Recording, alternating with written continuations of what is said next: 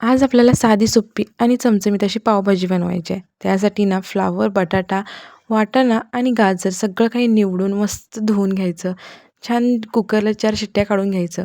कुकरमधून जे काही एक्स्ट्राचं पाणी होतं तर ते आधी बाजूला काढून घेतलं. उरलेल्या सगळ्या भाज्या मस्त अशा स्मॅश करून घेतल्या. करून भाजी एकदम छान आणि अशी पातळ मस्त होऊन जाईल. त्याच्यानंतर एक भांडं घेतलं, गरम करायला ठेवलं. त्याच्यामध्ये तेल घातलं आणि बटर पण घालायचं आपल्याला.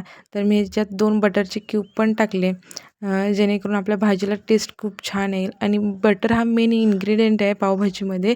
त्यानंच टेस्ट खूप छान येते. तेलामध्ये थोडंसं जिरं टाकलं, त्याच्यानंतर बारीक चिरलेला कांदा टाकलेला, बारीक चिरलेला टोमॅटो टाकला.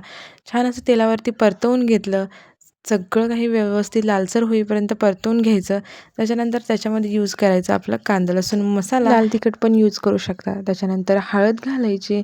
त्याच्यानंतर पावभाजी मसाला, पावभाजी मसाला तर असलाच पाहिजे.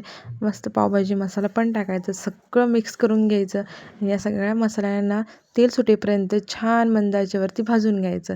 त्याच्यानंतर आपण जी काही भाजी स्मॅश करून घेतली ती त्याच्यामध्ये घालायची. सगळी मिक्स करून घ्यायची व्यवस्थित. त्याच्यानंतर जे काही आपण पाणी बाजूला काढून ठेवलं होतं कुकरमध्ये एक्स्ट्राचं होतं, तर ते त्याच्यामध्ये ओतून घ्यायचं आणि एक्स्ट्राचं पाण्याची काही गरजच भासत नाही. एवढ्याच पाण्यामध्ये होऊन जातं. ओली कोथिंबीर भुरभुरायची आणि तेही छान सगळं मिक्स करून घ्यायचं.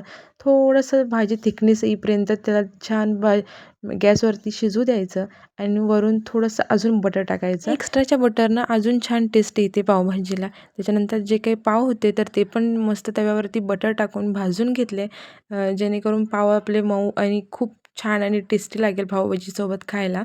तर बारीक चिरलेला कांदा, काकडी आणि गाजर पण घेतलं होतं मी. आवीला थोडीशी मिठाची जी काही भाजी असते ती बाजूला काढली होती आणि आपली भाजी इथं रेडी आहे. तुम्हाला आवडली का? नक्की सांगा.